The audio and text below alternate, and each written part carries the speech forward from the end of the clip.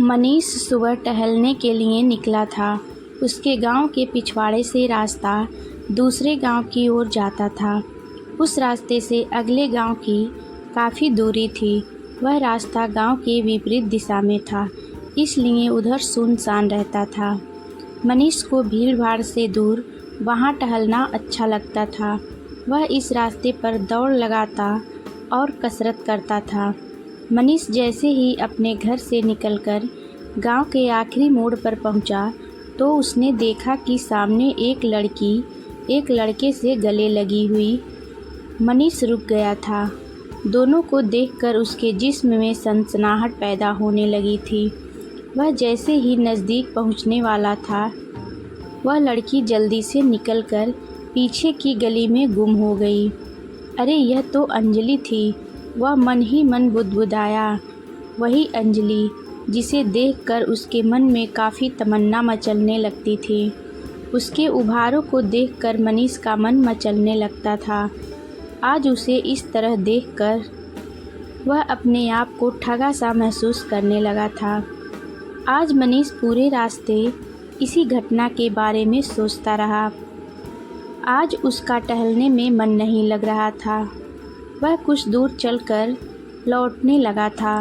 वह जैसे ही घर पहुंचा कि गांव में शोर हुआ कि किसी की हत्या हुई है।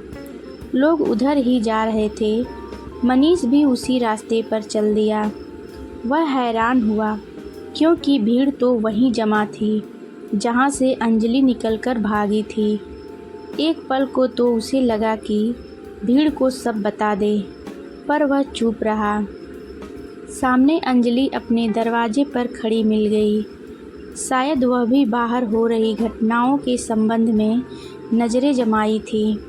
मनीष ने उसे धमकाते हुए कहा, मैंने सब कुछ देख लिया है। मैं चाहूँ तो तुम सलाखों के पीछे चली जाओगी। अंजलि ने हाथ जोड़कर गिड़गिड़ाते हुए कहा, अपना मुंह बंद रखना। मैं तुम्हारी एहसानमंद रहूँगी। ठीक है, आज शाम 7 बजे झाड़ी के पीछे वाली जगह पर मिलना। मैं तुम्हारा इंतज़ार करूँगा। अच्छा, लेकिन अभी जाओ और घटना पर नज़र रखना। मनीष वहाँ से चल दिया। घटनास्थल पर भीड़ इकट्ठा हो गई थी। कुछ देर बाद पुलिस भी आ गई थी। पुलिस ने हत्या के बारे में थोड़ी बहुत जानकारी लेकर लाश को पोस्टमार्टम के लिए भेज दिया था। मनीष अपने घर लौट आया था। मनीष अंदर से बहुत खुश था कि आज उसकी मनोकामना पूरी होगी। फिर हत्या कैसे और क्यों की गई है, इसका राज भी वह जान पाएगा। उसके मन में बेचैनी बढ़ती जा रही थी। आज काम में बिल्कुल भी मन नहीं लग रहा था, इसलिए समय बिताने के लिए वह अपने कमरे में चला गया था। मनीष तय समय पर घर से निकल गया था। जाड़े का मौसम होने के चलते अंधेरा पहले ही हो गया था। मनीष तय जगह पर पहुंच चुका था। तभी उसकी ओर एक परछाई आती हुई नज़र आई। मनीष थोड़ा सा डर गया था। परछाई जैसे जैसे उसकी ओर बढ़ रही थी, उसके मन से डर भी खत्म हो रहा था, क्योंकि वह कोई और नहीं बल्कि अंजलि थी। अंजलि के आते ही मनीष ने उसके दोनों हाथों को अपने हाथों में थाम लिया था। कुछ पल के बाद उसे अपने आगोश में भरते हुए उसने पूछा, अंजलि, तुमने जितेंद्र की हत्या क्यों की? उसकी हत्या मैंने नहीं की है। उसने मेरे साथ सिर्फ शारीरिक संबंध बनाए थे, जो तुम देख चुके हो। हाँ, लेकिन हत्या किसने की? शायद मेरे जाने के बाद किसी ने हत्या कर दी। यही तो मुझे भी समझ में नहीं आ रही है, और इसलिए मैं डर रही थी और तुम्हारी बात मानने के लिए राज़ी हो गई। अंजलि अपनी सफाई देते हुए बोली थी। क्या उसकी किसी से दुश्मनी रही होगी? मनीष ने सवाल किया। मुझे नहीं पता। अब तुम पता करो। ठीक है, मैं पता करता हूँ। मुझे तो डर लग रहा है, कहीं मैं इस हत्या में फंस न जाऊँ। मेरी रानी, डरने की कोई बात बात नहीं है, मैं तुम्हारे साथ हूँ, मैं तुम्हारी मदद करूँगा, बस तुम मेरी ज़रूरतें पूरी करती रहो।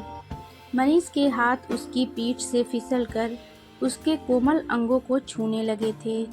थोड़ी सी नानुकर के बाद जब मनीष का जोश ठंडा हुआ तो उसने अंजलि को अपनी पकड़ से आज़ाद कर दिया।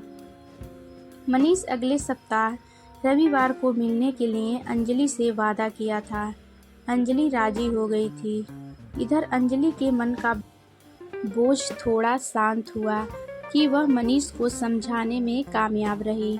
मनीष को मुझ पर शक नहीं हुआ है, वह हत्यारे के बारे में पता करने में मदद करेगा। अब अंजलि और मनीष के मिलने का सिलसिला जारी हो चुका था।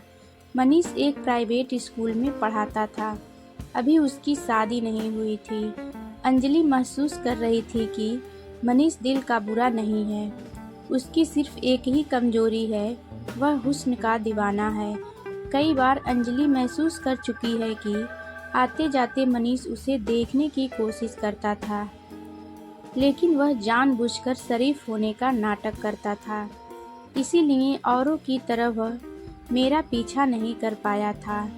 जितेंद्र की हत्या की जांच कई बार की गई, लेकिन यह पता नहीं चल पाया कि उसकी हत्या किसने की।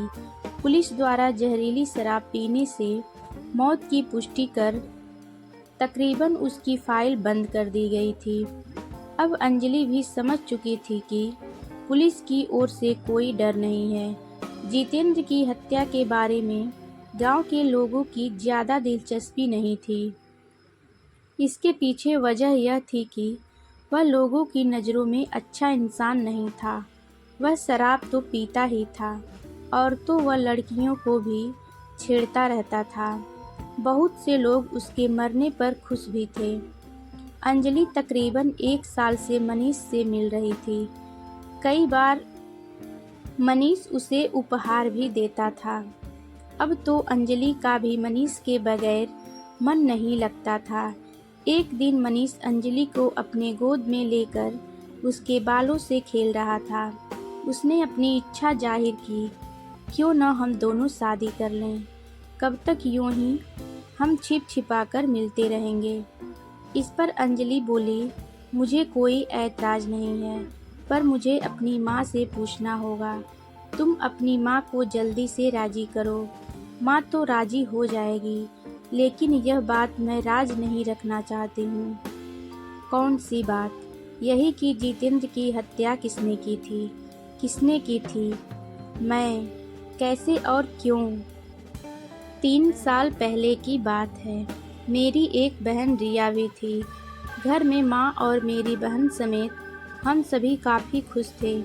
पिताजी के नहीं होने के चलते मेरी छोटी बहन रिया मॉल में काम करके अच्छा पैसा कमा लेती थी।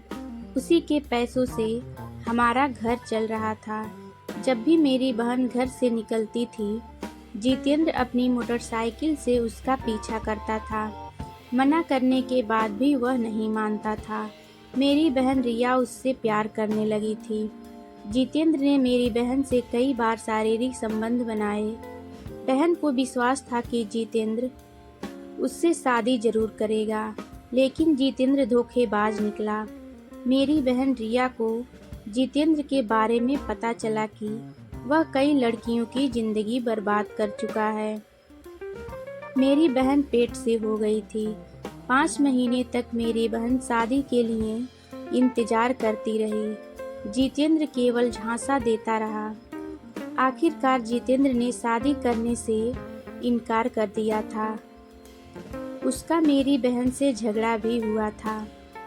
मेरी बहन परेशान रहने लगी थी। उसने मुझे सब कुछ बता दिया था। मैं बहन को लेकर अस्पताल गई। वहाँ मैंने उसके बच्चे को ख़त्म करवाया, पर वह कोमा में चली गई थी। उसका बच्चा तो मरा ही।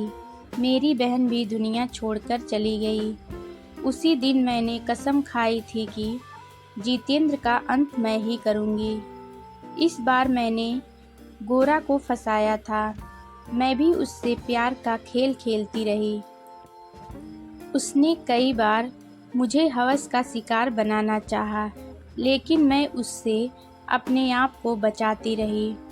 उस दिन जितेंद्र ने मुझे अपने गुस्लखाने में बुलाया था।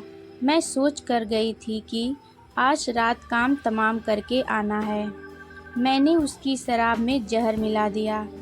मैं उसकी मौत को नज़दीक से महसूस करना चाहती थी।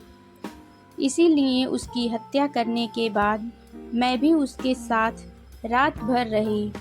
वह तड़प तड़प कर मेरे सामने ही मरा था। सुबह मुझे समझ में नहीं आ रहा था कि मैं क्या करूं। जानबूझकर उसके शरीर से मैं लिपटी हुई थी ताकि कोई देखे तो गोरा को जिंदा समझे, पकड़े जाने पर पुलिस को गुमराह किया जा सके, हत्या के बारे में शक किसी और पर हो। यही हुआ भी। तुमने मुझे बेकसूर समझा। मैं शादी करने से पहले सब कुछ तुम्हें बता देना चाहती हूँ ताकि भविष्य में पता चलने पर तुम मुझे गलत न समझ सको। मैंने अपनी बहन रिया की मौत का बदला ले लिया, इसलिए मुझे इस बात का कोई अफसोस नहीं है। मनीष यह सुनकर हक्का बक्का था। उसके मन में थोड़ा डर भी हुआ, लेकिन जल्द ही अपने आप को संभालते हुए बोला, तुमने ठीक ही किया। तुमने उसको उचित सजा दी है। तुम्हारे ऊपर किसी तरह का इल्ज़ाम लगता भी तो मैं अपने ऊपर ले लेता, क्योंकि मैं अब तुमसे प्यार करने लगा हूँ। अंजलि ने मनीष को अपनी बाहों में लेकर चूम लिया। वह अपने आप पर गर्व कर रही थी कि उसने गलत इंसान को नहीं चुना है। फिर वह सुखद भविष्य के सपने देखने लगी थी। उन दोनों ने जल्दी ही शादी कर ली। अंजलि अब मनीष को अपना राजदार समझती थी।